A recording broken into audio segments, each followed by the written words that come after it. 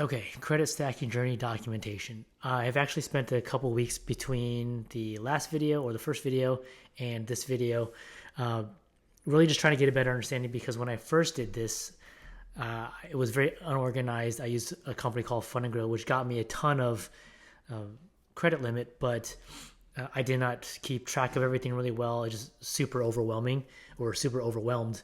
Uh, in addition to that, I've caused a lot of headaches with the accounting and bookkeeping. Um, so I'm going to avoid that as well. So biggest things, I've also spoken to a bunch of credit stacking experts, which has been really, really helpful. And just learning how other people do it. At first, I was going to go really aggressive with these things, but because of the fact that this is now credit cards and I'm still responsible for paying these things off, I'm going to go with a more conservative approach and really go for loans lens through my one operator because that just seems to make the most sense and it's the least amount of headache while also making money. So it just makes sense to me. So so in addition to that, I have also been just kind of going through the inventory of credit cards that I have and then really trying to understand how to do this and how to call with my accounting team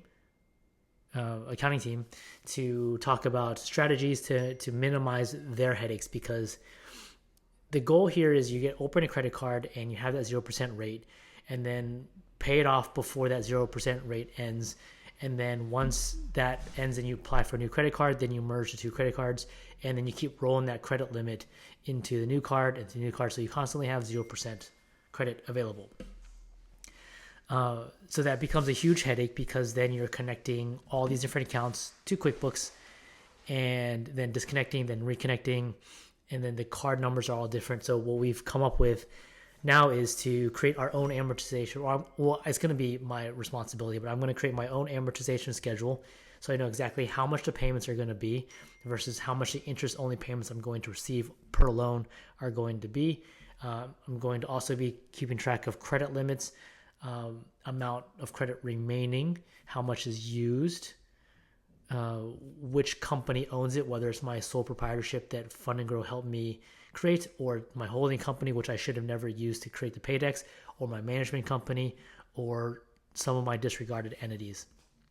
I've also set up an appointment to meet with a member banker relationship person at Wells Fargo because I've had like a 25-year relationship with them, and all of my accounts have been pretty much running through that. So I'm going to start with them.